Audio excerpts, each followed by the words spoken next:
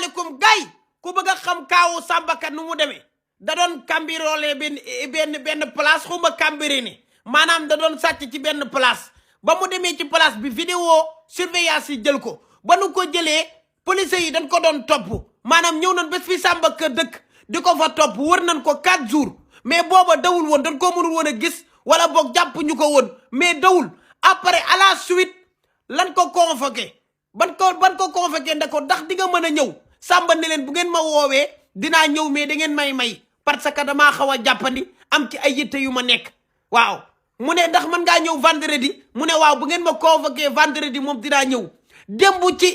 15 heures lan ko convoqué mu dem ñu daal di koy téye garaaw na garaawul léegi nag 500000 la war a joxe pour ñu libérer ko dinaa ci def lu ma man 500000 kese 500000 lañ ko laaj